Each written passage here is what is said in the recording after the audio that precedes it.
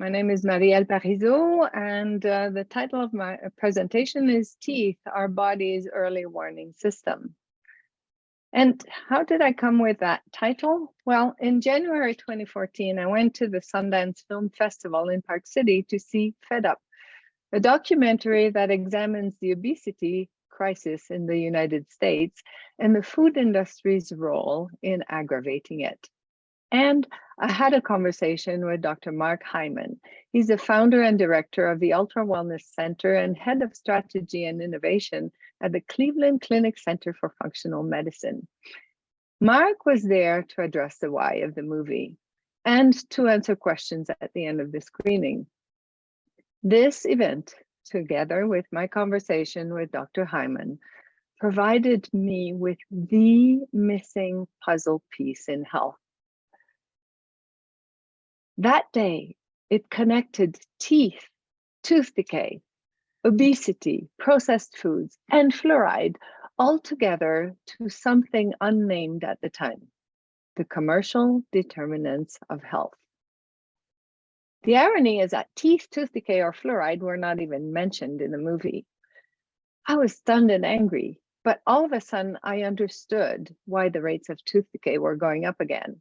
I understood that pushing for more fluoride was not the answer to better oral health.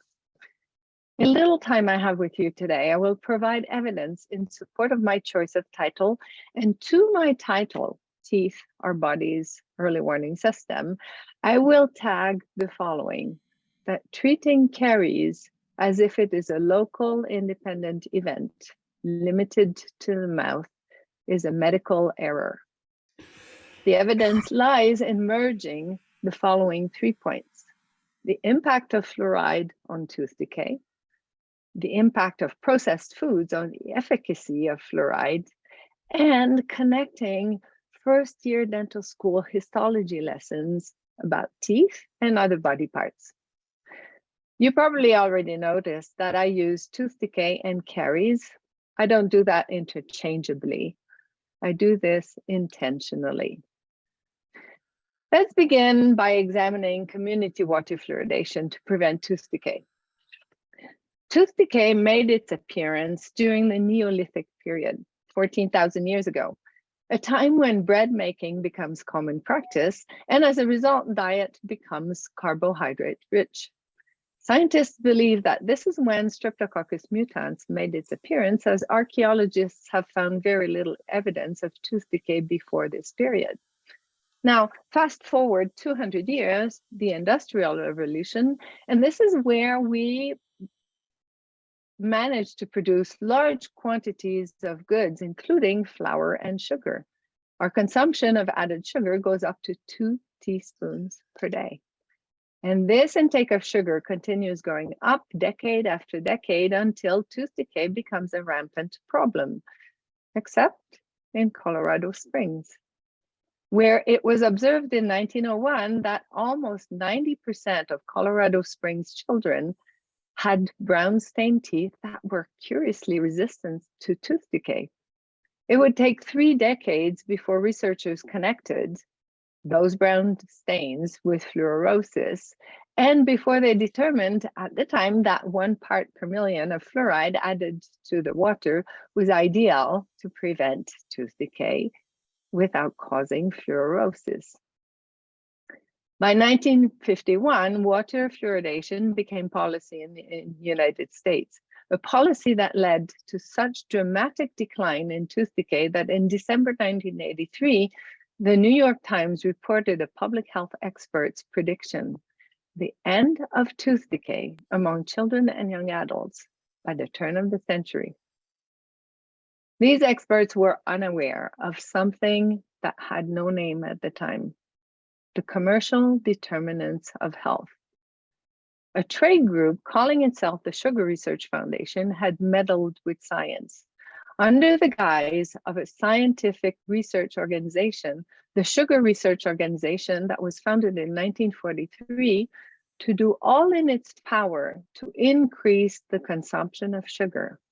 It was supported by cane sugar refiners and sugar beet processors in the United States and 10 foreign countries.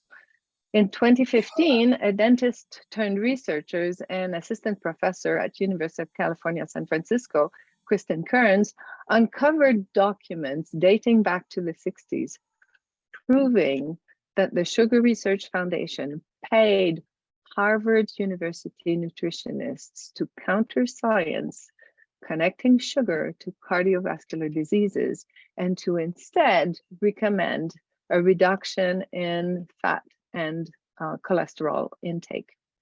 These documents and thousands more can be accessed through the University of California, San Francisco Library under the label Food Industry Documents. The Harvard nutritionists, probably paid recommendations, gave birth to the 70s low-fat diets touted to prevent heart disease and to promote weight loss. The bitter truth is that sugar was substituted to compensate the lack of fat, and sugar has since been proven to be far more addictive than cocaine. Today, not only are we nowhere near having eradicated tooth decay in children and young adults, but other problems have grown exponentially.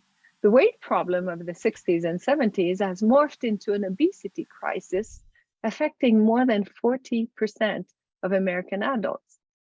Diseases like type 2 diabetes, once the realm of adulthood only, are now affecting an increasing number of children.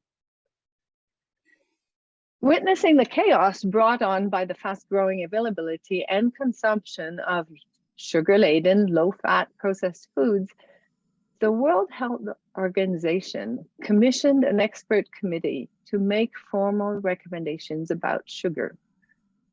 However, it would take decades and 4 more committees because the food and beverage industry pushed its weight around these committees, effectively delaying corrective action in terms of sugar intake.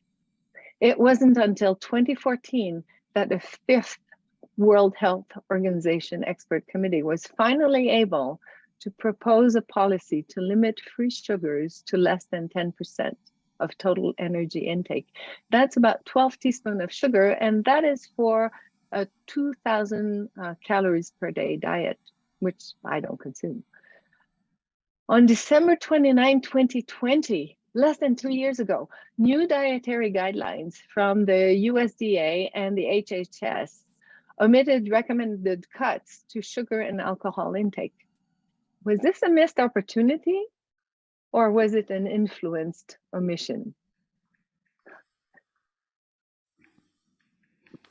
During the decades of the parallel evolution of community water fluoridation efforts and the fast-growing availability of consumption of sugar-laden, low-fat processed foods, dentists became deeply absorbed in exciting and distracting changes. New composite dental materials demanded that dentists rethink tooth preparation and insertion techniques, that they introduce adhesives and curing lights to their armamentarium. This in the face of the increasing demand from their patients for white fillings that looked so much nicer than silver amalgam. The introduction of dental implants redirected dentists' attention to all the possibility they offered in restoring function like never before. Adhesives and new porcelains emerged as a gift to restore beauty. The work of a dentist was evolving in exciting and new directions, effectively redirecting our attention. And we all failed to notice that gains against tooth decay were plateauing, and the predictions of the public health experts fading away in oblivion. One fact remains: mature enamel is acellular, unable to regenerate. This makes teeth capriciously unforgiving. Teeth don't heal. Unlike skin, enamel cannot fill the gap of a dental restoration's open margin with secondary intention healing. Unlike bone, enamel cannot remodel itself to fill that gap. Teeth have no tolerance for error. Restorations fails, and all dentists are reminded of that reality throughout their careers. Addressing that problem are continuing education courses offering dentists opportunities to perfect their clinical skill, learn new techniques.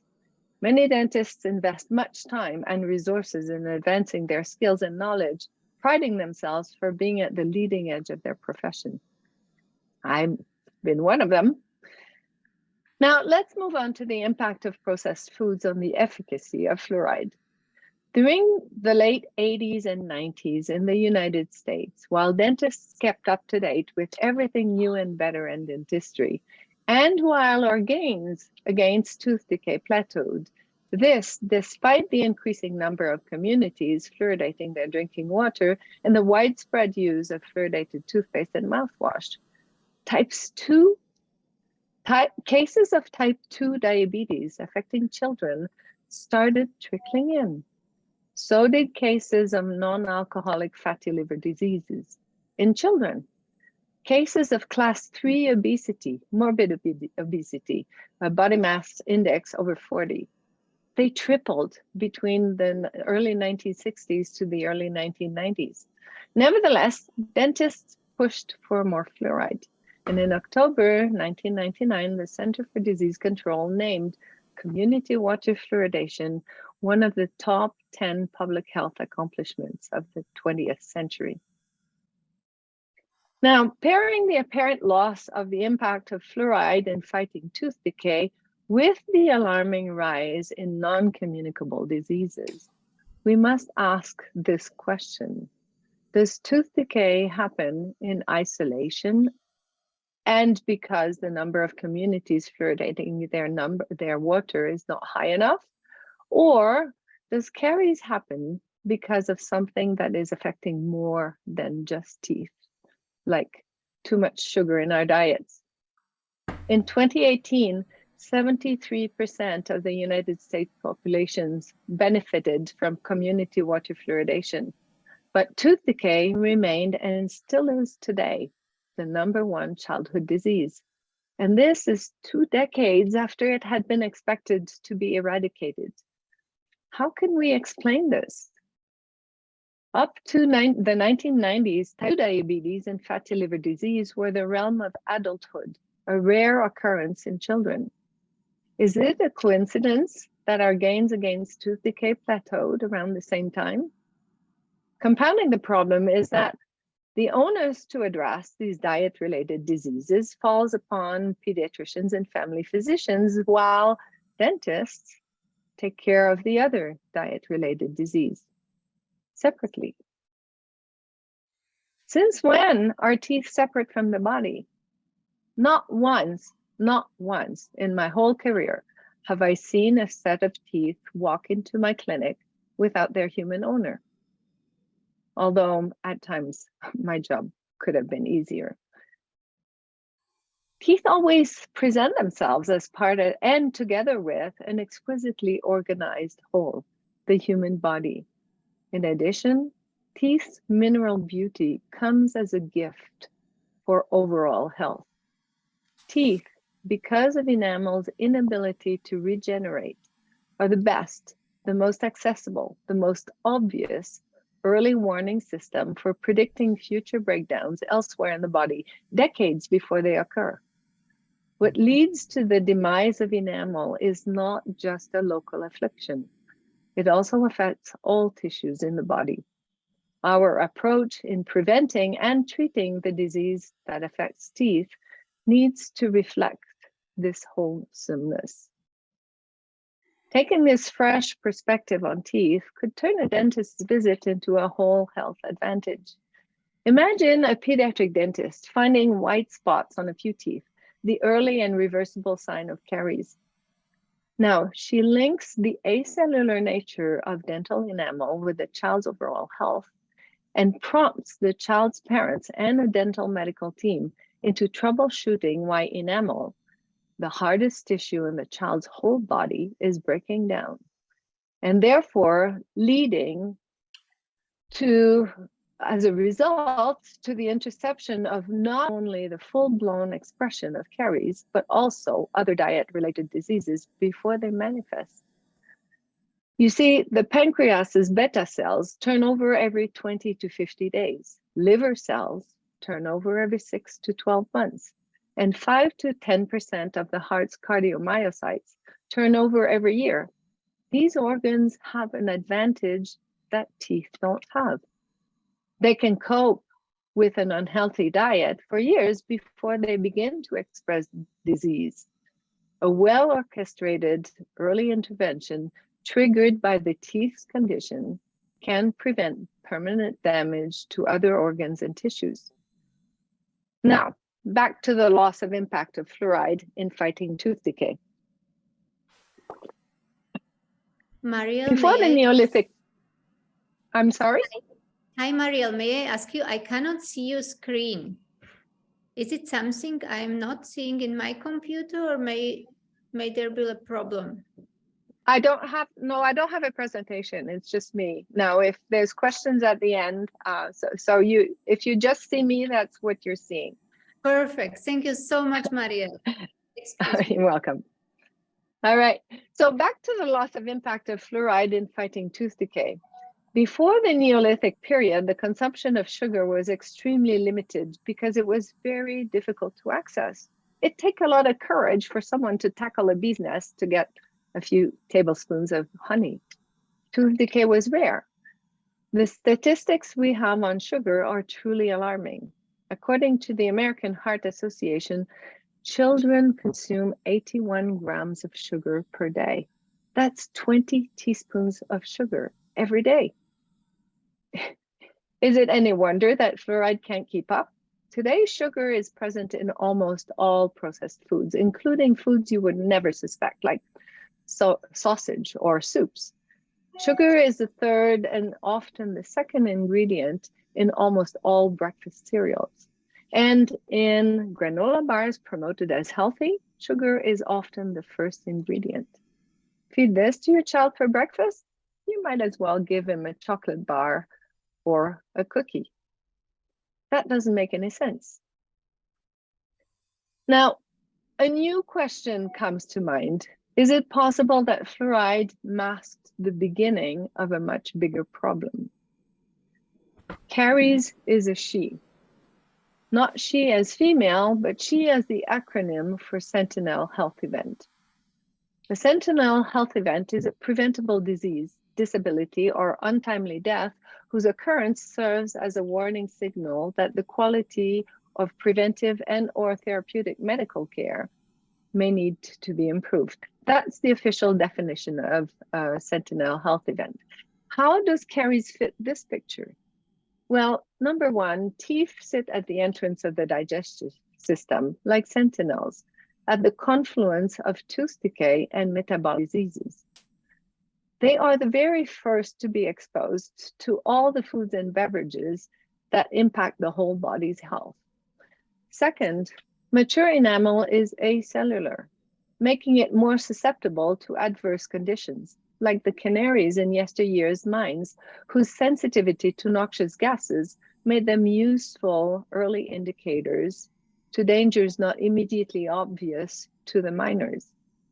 Third, caries is preventable. Drilling and filling decayed teeth is the equivalent of miners giving oxygen to their canary after it collapsed, instead of exiting the mine to prevent their own untimely death. And finally, fourth, the ongoing occurrence of caries 20 years after its projected disappearance serves as a warning signal. In light of the alarming rise of diseases such as type 2 diabetes in children, caries is a warning sign, alerting us to other potential breakdowns. In changing our approach to the management of caries, we can reduce the incidence of diet-related non-communicable diseases, and with this, the untimely death these diseases lead to. We must agree that caries is a serious health event. We must be ready to treat caries within a whole body perspective. When we fail to activate teamwork to address the cause of caries, before we even mention drilling and filling, we fail our patients, and our healthcare system will continue to fail us. Caries is a sentinel health event, and treating caries as if it is a local independent event limited to the mouth is a medical error. Children have extraordinary capacity to heal. Their bodies do that easily and automatically, except for their teeth. And what we do to their teeth is not healing them. We squander our patients' systemic ability to heal when we treat caries only locally. Rings. By the time children grow into adults in their third and fourth decade of life, that capacity to heal is already diminished. This is made evident by the growing incidence of other diseases, such as type 2 diabetes, for example, that went from less than 1% in 1958 to 10.5% in 2018. Keeping teeth healthy is important for systemic health. Teeth, all of them, primary and permanent, belong to an exquisitely organized whole. Not only are they important as the heart, the liver, the brain, they are important for the health of these organs. They must be treated as such. Fluoride is amazing as a remineralization therapy, and had the sugar content of our diets not increased so dramatically over the past few decades, it is quite possible that the public health experts' prediction of 1983 would have materialized. Tooth decay in children and young adults would have disappeared 20 years ago, and our work as dentists would be very different. Today, dentists operate amidst a health crisis that begs us to reinvent ourselves. A dentist's focus must shift to metabolic health the moment they see signs of caries in a patient's mouth, especially in children. This requires that dentists become better interconnected with other healthcare providers. Checklists can help with that.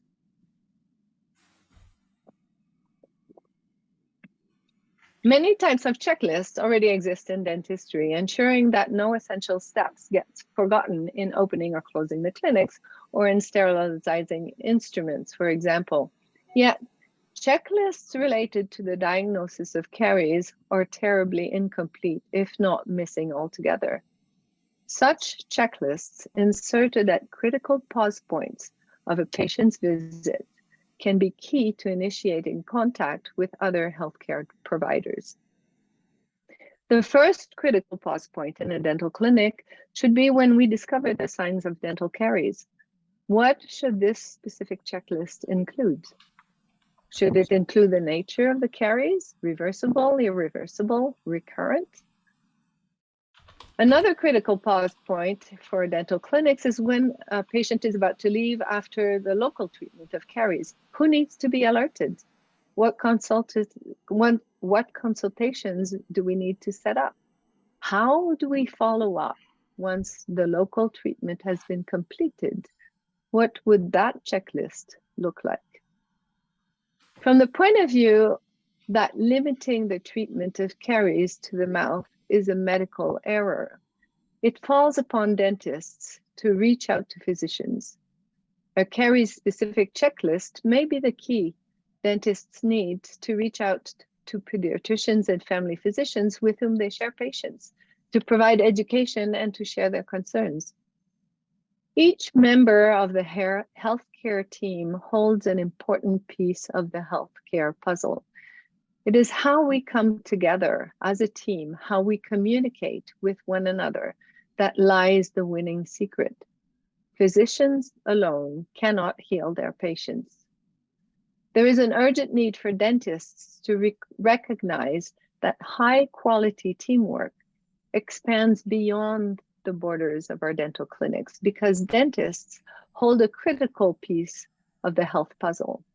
There is an urgent need for data from dental clinics to be incorporated in the overall health data bank. Without critical information from the mouth, we will continue to fail our patients as physicians and as dentists. It is a dentist's work to reconnect the teeth to the body in the capacity of sentinels or early warning systems.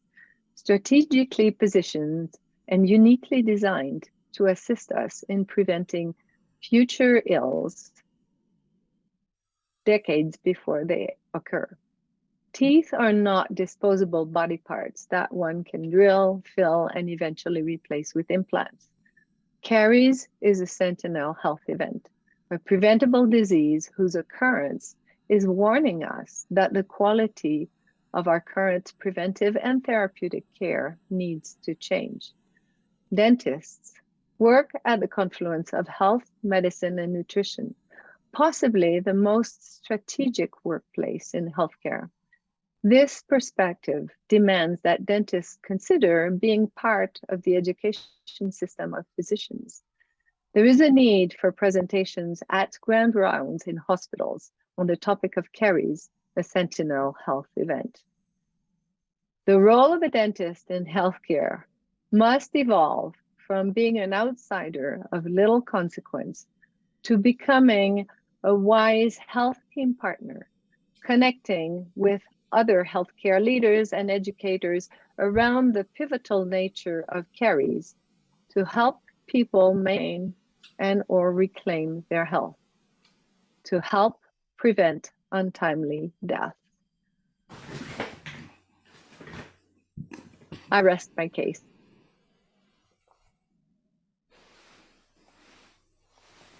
Any questions?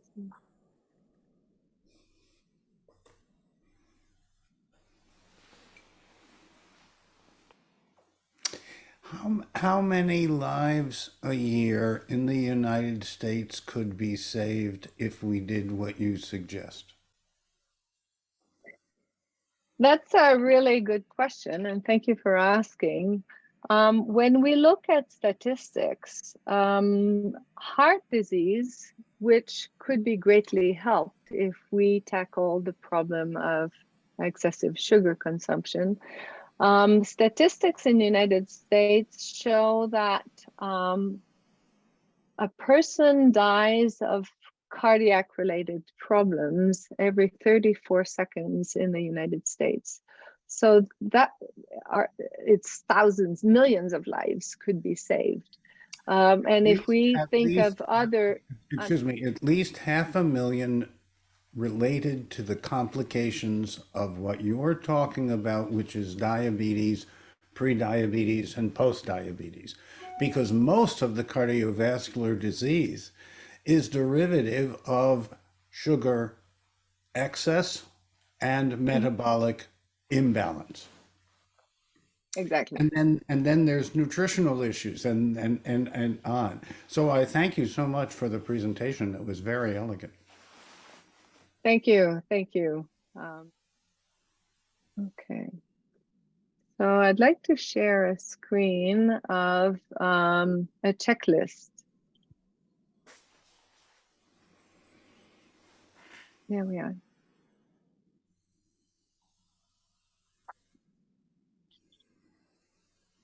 So this is a checklist of my creation that I feel would be very useful in dental clinics to start helping build the connection with other healthcare professionals and help us focus on the systemic nature of caries because we need to start going there.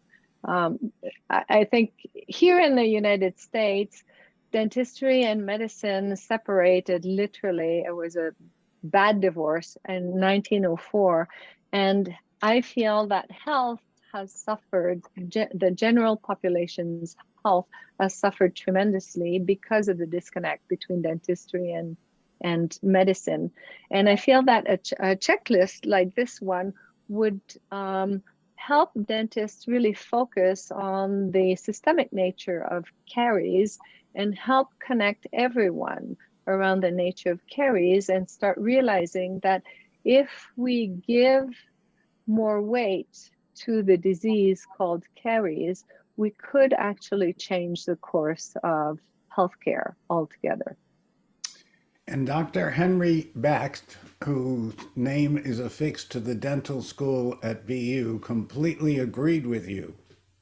Mm-hmm. He thought the divorce should have been annulled. And more importantly, what we can do with lifestyle, what we can do with what we eat and drink, think, and do. It's all of the above, but that's absolutely within the habit behavior of people.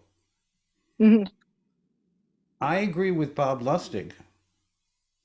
You're sweet Oh, enough as yes. you are. You're sweet enough as you are. You don't need added sugar. You can get Exactly. plenty of sweetness from berries and other foods, whole foods, organic or biodynamic preferred. Mhm. Mhm. I happen to The have, problem I have, with sugar, I often recommend that a breakfast without sugar is the best way to start a day, because the problem oh, with sugar absolutely. is everything that is not as sweet, like a very sweet strawberry. If you've had something sweetened with added sugar before that, you will find the strawberry very sour. So the sugar alters our perception of foods in a detrimental way. That's absolutely true. And it was true in the laboratory of my children when they were growing up. They grew up on whole foods. When they were exposed to sugar uh, containing, sweets or other items, they would nibble, then they would feel it was too harsh, too sharp, and would go back to the whole foods.